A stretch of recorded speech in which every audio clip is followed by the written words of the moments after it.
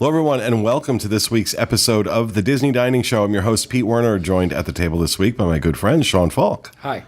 Charles Boda. Hello. And Steve Porter. Hello. And back in the production nook off camera, where he belongs, the ginormous head of Ryan Clavin. Really, really, really want to make him happy. Call him that. All right, so this week's episode, we are going to talk about the best places at Walt Disney World to eat outdoors. Places that we love, where you can have a decent meal, either table service or counter service, outside with a great view. And at first, I'm like, God, where can you do that? And then as we started going through the list, there's actually quite a few places, enough so that we've limited this to places where we'd like to, wow, the face Craig is just making right now is going to haunt my dreams. Thank God you people can't see what I just saw. I wanted to limit it. We were able to limit it to places where I think the food is at least halfway decent, or at least I can recommend something there that's worth eating. So this is in no particular order. The first one that came up was Nomad Lounge over at Disney's Animal Kingdom. This is part of Tiffin's restaurant. This is the lounge side. Great place to sit outside.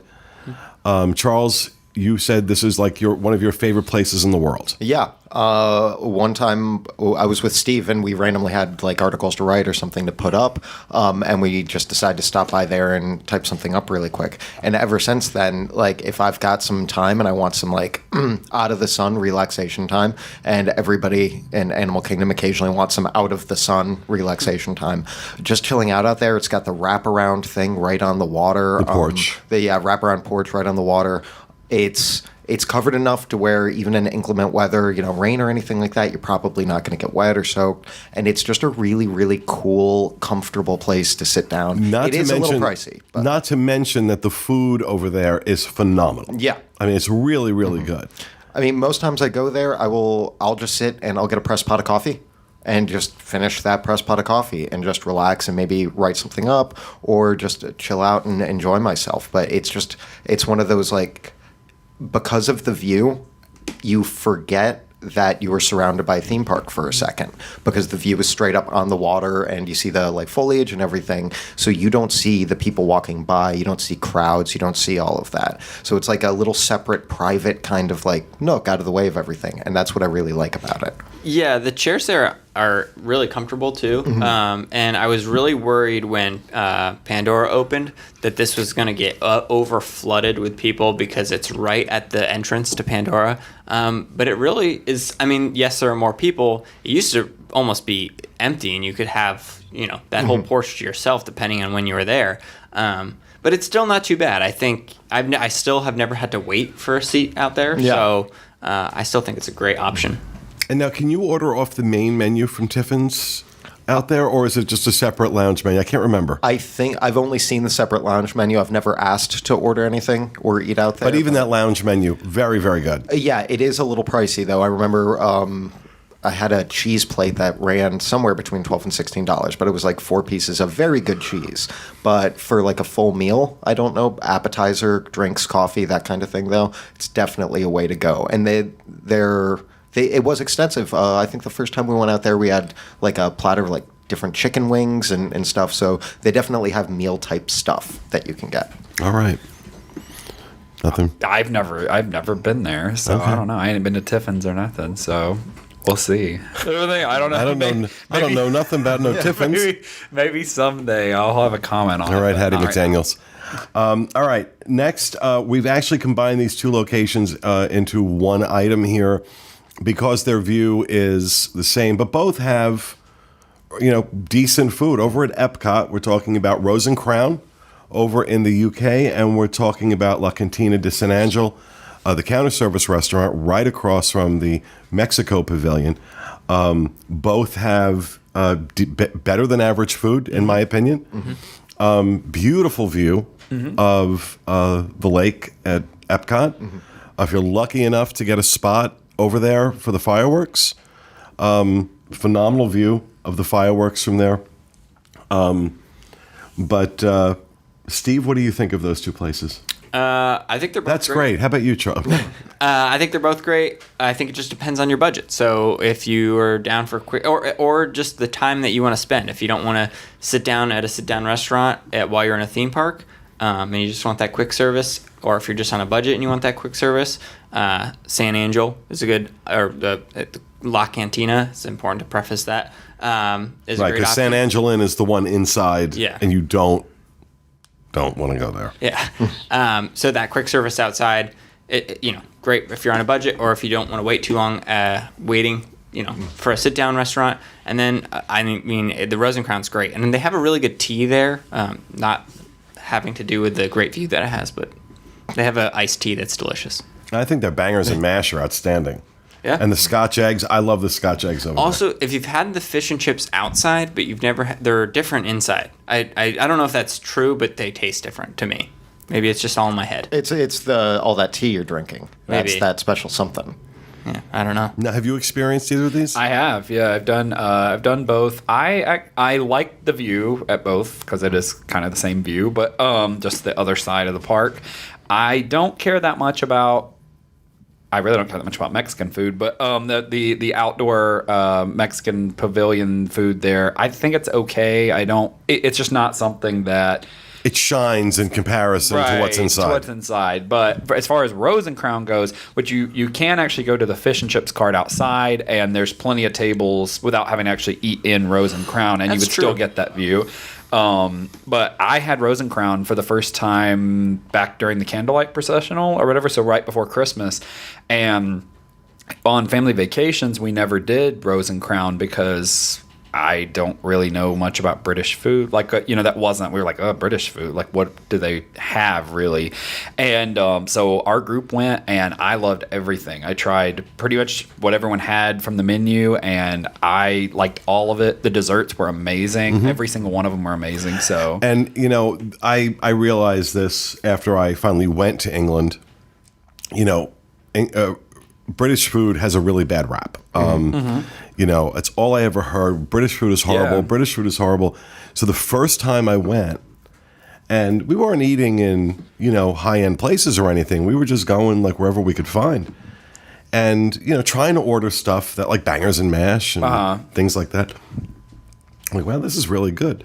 I can honestly tell you, the only less than stellar meal I've ever had in England was at Gordon Ramsay's restaurant at the Savoy Hotel on the West End. Because I made the mistake of ordering steak. Do not order steak in the UK. Not that it's bad meat per se, it's just nowhere near as good as ours. We definitely have the upper hand on that. So their meat just kind of tastes different and has a different texture to it and not as good as ours. So I was just disappointed. But that's why I think Rose and Crown is fantastic. I love going there. My mother loves going there. yeah. So that's kind of a regular thing for us. And they do also have the when we were there, it was raining really bad that day. It was actually, it wasn't raining, it was freezing. It was like, well, freezing for us here in Florida, but they were able to lower these like vinyl panels kind of that were see-through, and so you could still sit outside but not have to be freezing outside. So they do have that as well for like inclement weather and stuff. So All right.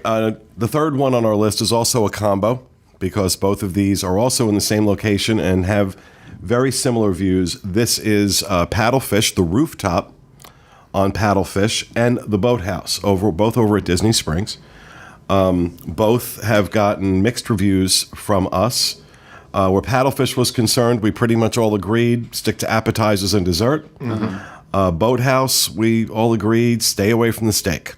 But at Paddlefish, they do have this great rooftop deck where you can eat, and there's a bar up there, I believe, with an incredible view of Disney Springs, and especially if you're there around sunset. My first time after it reopened for the media party, we were there at sunset, and it was just absolutely breathtaking. Yeah. Beautiful. And then, of course, the Boathouse, sitting out on the deck at the Boathouse. Gorgeous view. Gorgeous view. Really comfortable, especially if you get a nice day. Yeah. Like the weather we're having right now, it's in the 70s, it's sunny, clear skies. that's like ideal for that kind of dining. Yeah, and then if you're out on the dock and you have like the nice breeze coming off the water, it's like perfect. Yeah, I'm definitely one of those people where, I don't know, the food tastes better if I'm eating outside. Yeah. There's something about it that I love. Of course, in the warmer months, that's a real challenge. And a lot of people don't want to be sitting outside. But, tip, during those summer months, if you don't mind sitting out in the heat, you're probably going to get a table a lot faster if you're willing to sit outside. Yeah, and see, I'm on the opposite. I will never pick to sit outside if I don't have to. I'd rather eat inside the restaurant. And so, it's not surprising to me at all that you and I are completely opposite on that. I like sitting inside the restaurant.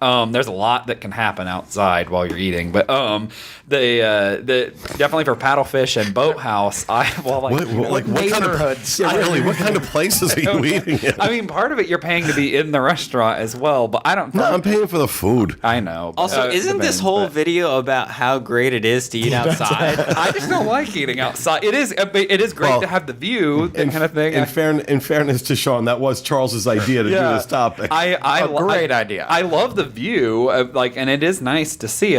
We'll see it and move on, but and go back inside and eat. But but I will say, when we ate outside at Boathouse, that was very, very, very enjoyable to be outside sitting and enjoying that food. I sometimes just sit around and think about that meal and how good it was and remember back to it, because it was one of the best meals I've had since we started doing this. Yeah, and the thing about the Boathouse too is, let's say that you don't like eating outside, right?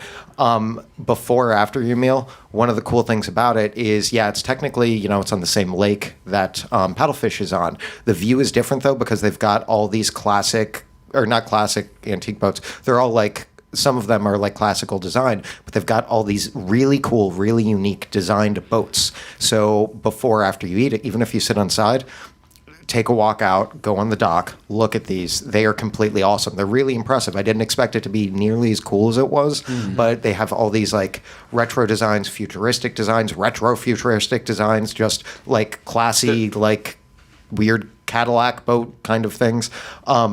And just that entire thing, even if you sit inside, there's still something outside for you to walk out and see, which is really fun. Yeah, those boats are like pieces of art. Yeah. Like I don't know if Disney had them made or if they went out and found them, but they're all like I don't know how much time and effort went into That's a third-party restaurant, so I don't think Disney did it. I think then they must have, I assumed they were privately owned because some of them have like personalization to it, but I don't know. Like, I think they're probably plaques that explain like this one was built in this time or by this person or something like that. But they're all really unique and individual. And then with the Paddlefish, you've got the decor is part of it too. So not only do you have that beautiful view, but with the nighttime lighting that they start, once it gets to around sunset, like just eating there outside, you've got the nice breeze that's coming off, but like all of the boat lighting that's around makes this really, really unique, cool setting to sit and hang out in. It's kind of swanky, but still casual. All right, and finally, I have not had a chance to get over there to try this out yet, but the guys all have and rave about it. Geyser Point over at Wilderness Lodge. So those of you who've been there, tell me why Geyser Point belongs on this list. It's the best place to go on Walt Disney World property if you need to escape Disney. You can go to Geyser Point and you look out on Bay Lake and you would have no idea that you're at Walt Disney World. It just looks like you're on a beautiful lake in the middle of, like, I don't know, the Adirondacks or wherever where there's beautiful lakes on the water. And so I love going there just to, if I'm going to go into the Magic Kingdom and I'm going to get my Disney fill later in the day, and I can just come out, calm down, have a drink, and just escape to a totally different world, it feels like. So I love it there. Yeah, it's I think it was a little warm the one time that I went over there. And the breeze off the lake still keeps it really cool. It's really shaded. It's really nice. The food was very good, too.